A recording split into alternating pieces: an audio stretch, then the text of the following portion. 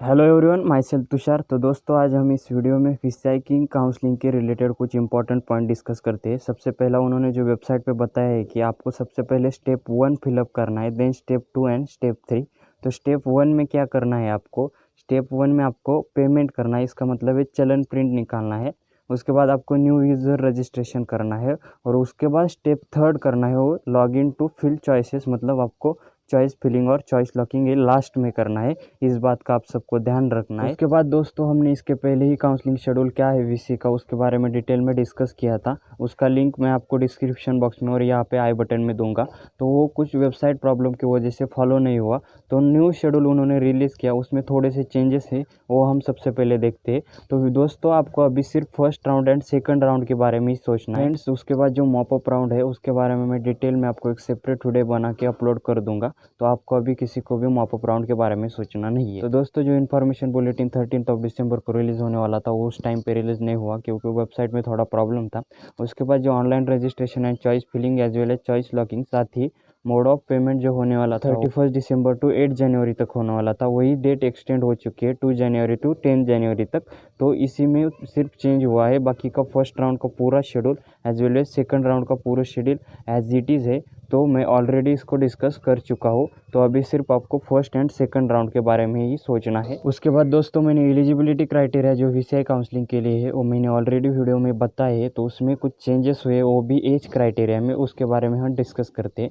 तो मिनिमम सभी कैंडिडेट का एज 17 ईयर्स होना चाहिए और जो maximum age for unreserved category है 25 ईयर्स होना चाहिए।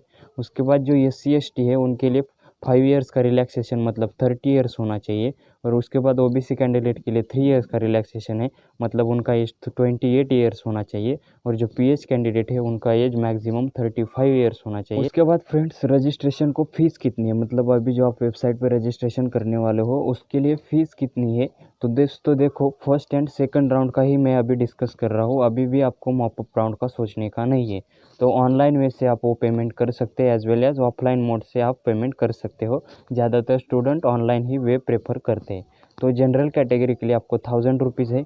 उसके बाद जो EWS और OBC कैंडिडेट है उनके लिए 900 रुपीज़ है। उसके बाद दोस्तों 500 rupees for SC ST PWD, that is physically handicap और ट्रांसजेंडर कैंडिडेट। दोस्तों, ये आपको ऑनलाइन रजिस्ट्रेशन फीस है तो आपको रिफंड नहीं होती, तो आपको ये बात याद रखनी है। और मॉपअप राउंड की फ़ीस आपको रिफंड होती है, उसके बारे में हम बाद में डिस्कस करेंगे। उसके बाद दोस्तों, आपको रजिस्ट्रेशन के टाइम एज वेल एज जब डॉक्यूमेंट वेरिफिकेशन होगा आपका कॉलेज अलॉट होने के बाद, वहाँ पे कौन से डॉक्यूमेंट रिक्वायर्ड होते हैं उसके बारे में हम डिस्कस करते हैं। तो सबसे पहला डॉक्यूमेंट है कॉपी ऑफ अलॉटमेंट सीट, मतलब जब आपको सीट अलॉट होगा तब एक मेरिट लिस्ट लगेगी जहाँ पे आपका नाम होगा, उसका स्क्रीनशॉट लेना है और उसका प्रिंट आउट निकालना है, या फिर अलॉटमेंट लेटर भी हो सकता है। उसके बाद है एडमिट कार्ड। दोस्तों, अगर आपके पास एडमिट कार्ड नहीं होगा तो मैंने उसका टेलीग्राम ग्रुप पे लिंक सेंड किया है, वहाँ से आप आपका एडमिट कार्ड डाउनलोड कर सकते हैं। उसके बाद है रैंक कार्ड, मतलब आपका जो मार्क मेमो है नीट का वो आपको वहाँ पे सबमिट करना है। उसके बाद आपको आइडेंटिटी प्रूफ के लिए Aadhaar card, PAN card, voter card, ration card, driving licence, इसमें से आपको कोई भी चलेगा।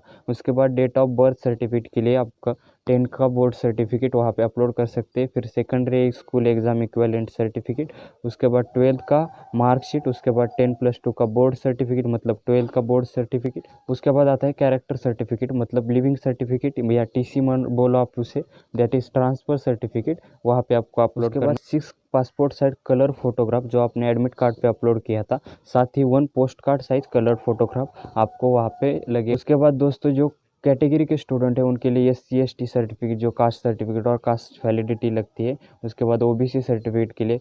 उसके बाद दोस्तों, फिजिकली हैंडीकैप सर्टिफिकेट, जिन स्टूडेंट के लोकोमोटरी डिसेबिलिटी सर्टिफिकेट है, जिनको PH से सीट क्लेम करनी है, उनके लिए PH सर्टिफिकेट जरूरी है। तो मैं महाराष्ट्र स्टूडेंट के लिए बताना चाहता हूँ कि यहाँ पे स्पेशल रिजर्वेशन का रिजर्वेशन नहीं होता, सिर्फ फिजिकली हैंडीकैप के लिए स्टूडेंट के लिए रिजर्वेशन होता है। बाकी PAP, freedom fighter, defence personnel, इसके लिए रिजर्वेशन नहीं होता। और जो स्टूडेंट EWS की से सीट क्लेम करना चाहते हैं उनके लिए EWS सर्टिफिकेट जरूर है। दोस्तों, आपको EWS सर्टिफिकेट ये सेंट्रल का होना चाहिए, कोई भी स्टेट का यहाँ पे अलाउड नहीं होगा, तो आप सभी को सेंट्रल का ही सर्टिफिकेट सर्टिफिकेट यहाँ पे अपलोड करना। तो दोस्तों ये सब डॉक्यूमेंट्स आपको रिक्वायर है।